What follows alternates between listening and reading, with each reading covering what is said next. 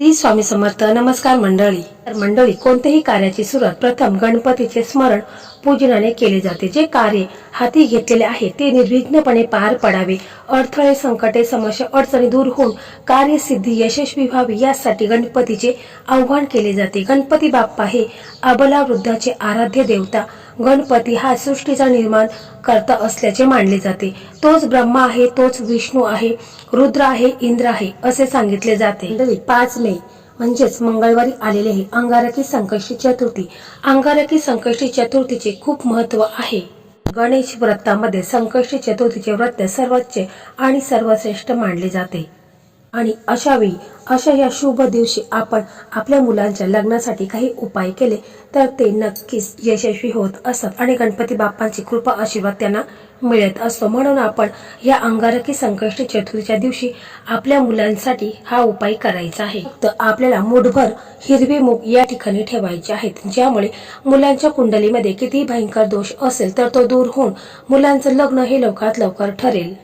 तर मंडळी, आपण पाहत असतो की आजकाल मुलगा असू द्या किंवा मुलगी असू द्या, यांचं लग्न लवकर ठरत नाही. लग्नात काही ना काही प्रॉब्लेम, अडचणी ह्या नेहमी येत असतात. कधी कधी पहा, मुलं दिसायला छान आहेत, मुली दिसायला छान आहेत, चांगले जॉब करत आहेत, तरी देखील त्यांचं लग्न ठरत नाही. लग्नात काही ना काही प्रॉब्लेम हे सततच येत असतात.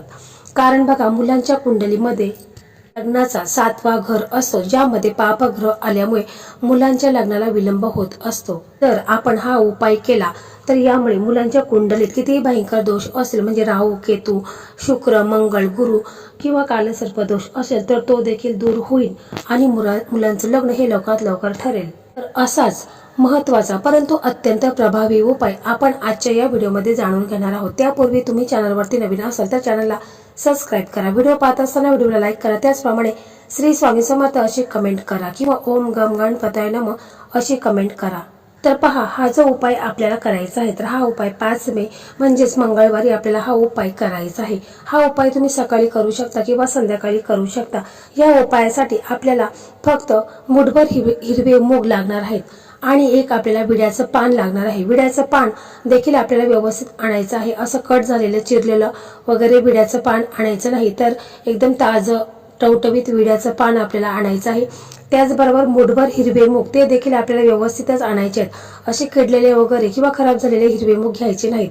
कारण कोणताही उपाय करत असताना सर्व वस्तू या पवित्र असायला हव्यात आणि त्या चांगल्या असायला हव्यात, तरच त्याचा आपल्याला लाभ होत असतो.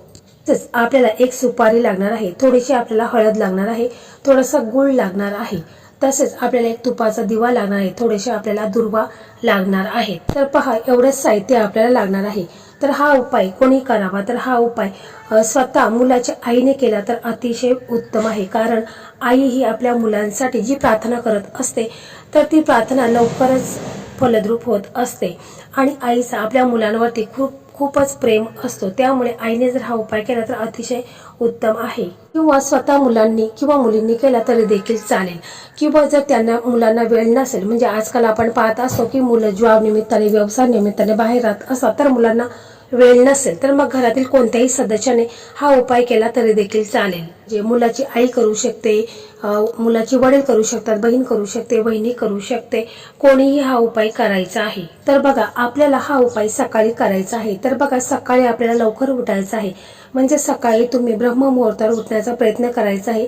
स्वच्छ आंघोळ वगैरे करून घ्यायची आहे. मुलांनी आंघोळीच्या पाण्यामध्ये तुम्हाला थोडंसं इत्र टाकायचं आहे. म्हणजे तुम्हाला अत्तर असतो, ज्याची छोटी बॉटल असते, त्याचे 2 थेंब हे तुम्हाला आंघोळीच्या पाण्यात टाकायचं आहे. यामुळे तुमचा शुक्र ग्रह आहे तर तो मजबूत होत असतो आणि लग्नातले अडथळे देखील दूर होत असतात. म्हणून तुम्ही 43 दिवस आंघोळीच्या पाण्यामध्ये थोडंसं इत्र टाकायचं आहे आणि आंघोळ करायची आहे. तसेच पहा, मुलींनी काय करायचं आहे की मुलींनी आंघोळीच्या पाण्यामध्ये चिमूटभर हळद टाकायची आहे. कारण मुलींच्या लग्नामध्ये जास्तीत जास्त गुरुग्रह हा मजबूत असायला हवा आणि जर तुम्ही आंघोळीच्या पाण्याची चिमूटभर हळद टाकली तर तुमचा गुरुग्रह हा स्ट्रॉंग होतो आणि लग्नातले अडथळे दूर होत असतात. आणि मुलांच्या कुंडलीमध्ये शुक्र ग्रह हा लग्नासाठी अतिशय उत्तम आहे आणि त्याला मजबूत करण्यासाठी मुलांनी आंघोळीच्या पाण्यामध्ये इत्र टाकायचं आहे. हे तुम्ही 43 दिवस अवश्य टाकायचं आहे. तर बघा, हा उपाय घरातील कोणत्याही सदस्याने केला तरी देखील चालेल. तर आईने केला तर आईने देखील सकाळी लवकर उठायचं आहे, आंघोळ वगैरे करायचे आहे, स्वच्छ कपडे घालायचे आहेत. आपलं देवघर आहे तर देवघरामध्ये आपण आपले जे इष्टदेव आहेत, कुलदैवत आहेत, श्री स्वामी समर्थ महाराज आहेत, गणपती बाप्पा आहेत, तर तुम्ही प्रथम गणपती बाप्पांना या दिवशी अभिषेक करून घ्यायचा आहे. पंचामृताने तुम्ही अभिषेक करून घेऊ शकता. जर पंचामृताने अभिषेक करणे शक्य नसेल तर मग तुम्ही दुधाने अभिषेक करू शकता आणि मग त्याच्यानंतर पाण्याने अभिषेक करायचा आहे. त्यांची पंचोपचारे पूजा वगैरे करायची आहे. गणपती बाप्पांना प्रथम तुम्हाला काय करायचं आहे की एक तुपाचा दिवा लावायचा आहे, अगरबत्ती लावायची आहे.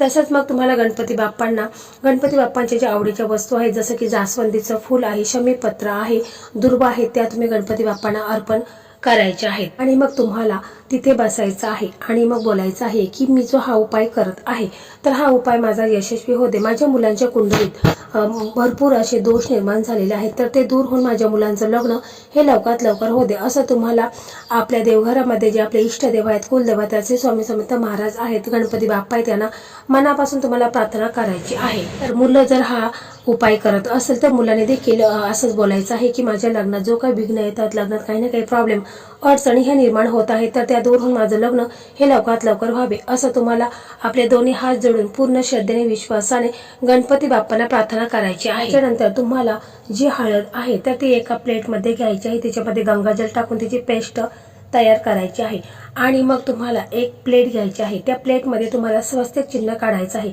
त्याच्यावरती तुम्हाला विड्याचं पान ठेवायचं आहे आणि त्याच्यानंतर तुम्हाला त्या विड्याच्या पानाला जी आपण हळदीची पेस्ट केलेली आहे तर ती पूर्ण त्या विड्याच्या पानाला तुम्हाला लावायची आहे आणि त्या विड्याच्या पानावरती तुम्हाला माचीची एक काडी घ्यायची आहे आणि तिच्या साहाय्याने तुम्हाला शुभ आणि विवाह लिहायचा आहे आणि मुलाचं नाव त्याच्या खाली तुम्हाला लिहायचं आहे.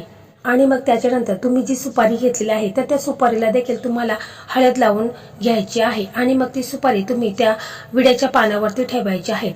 त्याच्यानंतर तुम्ही जे हिरवे मूग घेतलेले आहेत तर त्या हिरवे मुगावरती तुम्हाला थोडीशी हळद टाकायची आहे आणि ते हिरवे मूग तुम्हाला त्या विड्याच्या पानावरती मुठभर ठेवायचे आहेत. त्याच्यानंतर तुम्हाला एक हळद कुडी लागणार आहे, म्हणजे ज्याला आपण हळकुंड म्हणतो, तर तो हळकुंड देखील तुम्हाला त्या विड्याच्या पानावरती ठेवायचा आहे.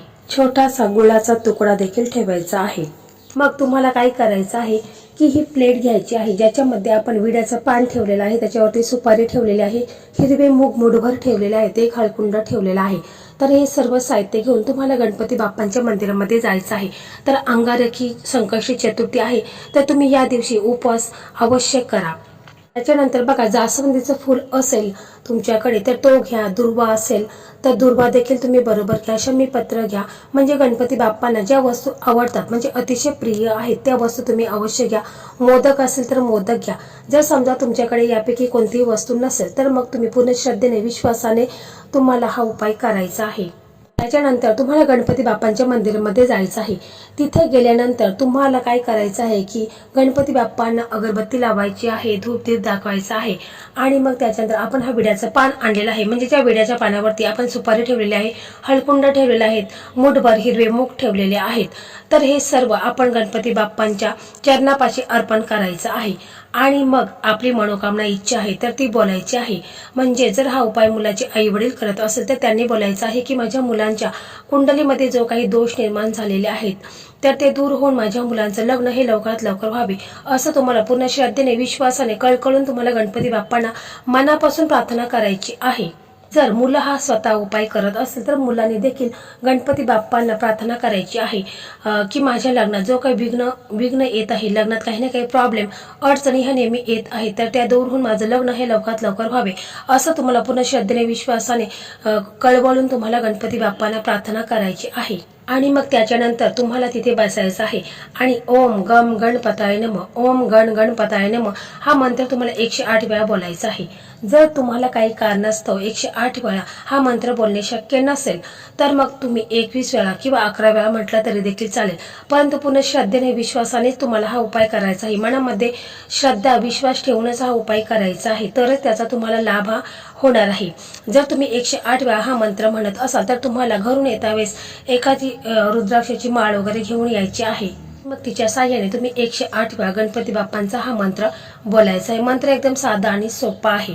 शक्य असेल तर या दिवशी उपवास अवश्य ठेवा, कारण या दिवशी उपवास केल्याने वर्षभराच्या सर्व संकष्टी चतुर्थीचे पुण्य हे मिळत असते। तसेच बघा, हा उपाय तुम्ही पूर्ण श्रद्धेने विश्वासाने केला तर मुलांच्या कुंडलीमध्ये जर मंगल दोष असेल तर तो देखील दूर होण्यास मदत होईल। तर हा उपाय तुम्हाला फक्त एकदाच करायचा आहे, म्हणजे अंगारकी संकष्टी चतुर्थीच्या दिवशीच तुम्हाला हा एकदाच उपाय करायचा आहे। परंतु बघा, तुम्हाला 4-5 दिवसामध्ये मुलांच्यासाठी स्थळ यायला सुरुवात होईल आणि काही दिवसामध्येच मुलांचं लग्न देखील ठरेल।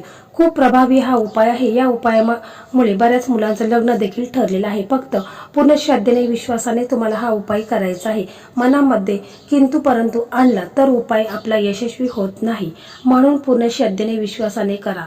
मंडळी, अशा प्रकारे आजचा हा व्हिडिओ होता। हा व्हिडिओ तुम्हाला आवडला तर इतर तुमचे मित्र असतील, मैत्रिणी असतील तर त्यांना देखील शेअर करा। ज्या मुलांचं लग्न ठरत नाही अशा व्यक्तींना शेअर करा। श्री स्वामी समर्थ। जय जय स्वामी समर्थ।